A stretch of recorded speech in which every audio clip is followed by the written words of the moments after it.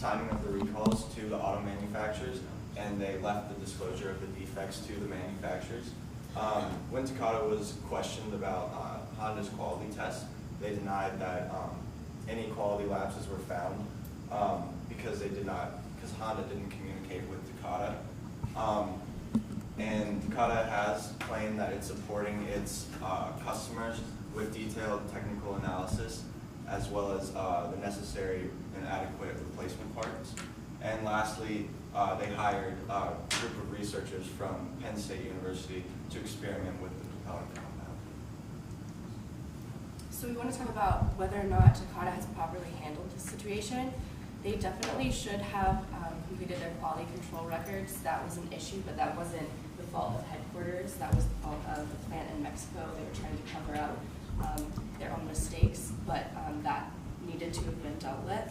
And they should have revealed the cause of the factory explosion and also the results of the study from Penn State, because like the other group said earlier, they didn't release these results until later.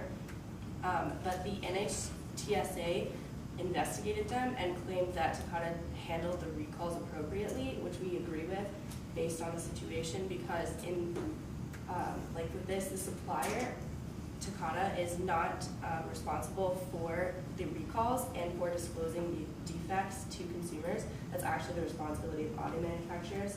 So while it might seem that they are defecting and trying to put the blame onto the auto manufacturers, it is the responsibility of auto manufacturers. So as long as Takata disclosed the information about the defects to the auto manufacturers, they are not at fault for this.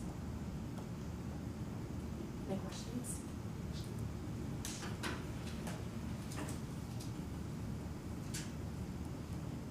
Our other Takata team, let's ask some questions. Yes. I was wondering, your group and the other group both said that nobody ever communicated with Takata. Is there any proof that they haven't? Is there any proof that they never communicated, or is that just Takata's excuse? Because I'm just getting confused. If they actually didn't hear about it, then it's not their fault. But I don't know if it's just taking the blame. Is there proof there's no communication, or? There's no proof that there's no communication, but there also has not been any proof of communication. So how Honda ran the tests and said that they found that the quality was poor, and then Takata claimed that Honda never revealed this to them. The spokesperson from Takata said they went back through their emails and did not have anything from Honda related to this, and so they said that if Honda really felt that there was an issue, then they should have reached out to them, and Honda never refuted this by coming out with emails.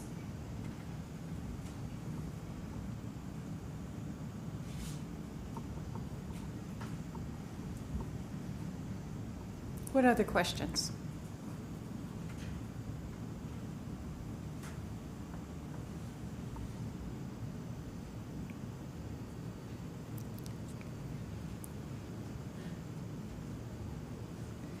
Yes.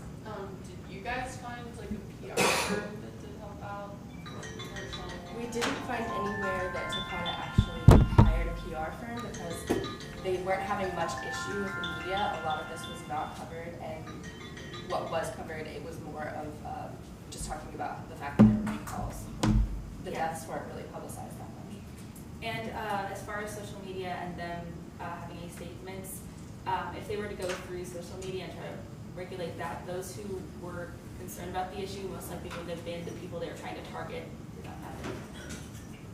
I have a question about, in your narrative, you said something about the Takata is just too large. Was that a decision or an opinion that you raised because of quality control? Or what was going on behind that thought process? So the fact that Takata did feel the need to move their factories to Mexico, and that they seemed to not have much control over what was happening in the plant in Mexico, shows us that they don't have the adequate management to have prevented an issue like this from happening, which unless they change their management and change their quality control, we don't think that that will be any different in the future. One of our main issues was that this came out, and Takata is the supplier for so many auto manufacturers that the issue was so overwhelmingly huge that they couldn't just recall all cars because there were too many, and that would have resulted in a lot of people losing their cars. So they had situations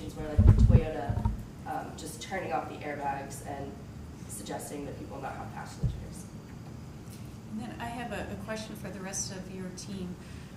Do you feel that it's fair or proper for suppliers to defer to the manufacturers that they're providing a product to solve the problem?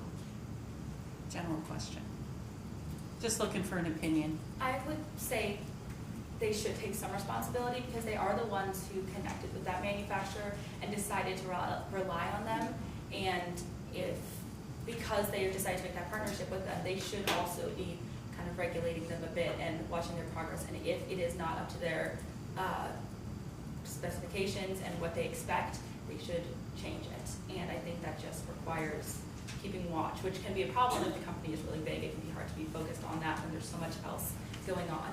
Well, specifically for this case, Honda had queries about the faulty Takata airbags, and they kept on asking them, and they just didn't give them the necessary details. That's why they did their own independent study. So yes, I feel like in this case they should have been more held responsible due to them not giving them the records that the automotive factories deserve. I think, yes, the issue is with the protocol that in the past the protocol has been that the supplier is not responsible. And so while I don't think that Takata was at fault for just following this protocol, they should have definitely taken more responsibility considering it was their factory that made the mistake. I have a question. I'm wondering if Takata itself has reimbursed those victims, because there have been many people who have been not only have died but have also been affected. Do you know if Takata has reimbursed those people, or if they leave that up to the insurance companies, or if it's up to the car manufacturers themselves?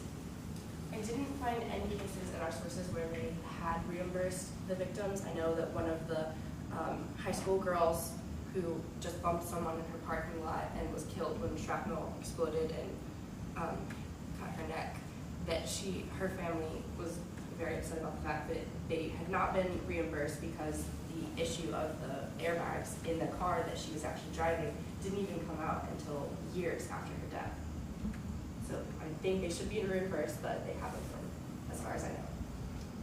Yeah, they didn't actually look into the problem until around 4 years after her death, I believe a source said. And because it's hard to link the deaths to specific brands of airbags, and there hasn't been a lot of media coverage, it's possible they might have been able to handle the finances and the reimbursements a little under the table, a little more quietly, based on cases and such. But if they really wanted to show how sorry they were and wanted to make a statement, if they were trying to handle that, the social media and the media coverage, they probably would have advertised more that they were reimbursing them a larger amount. Okay, thank you so much. That's about all the time we have. Appreciate it.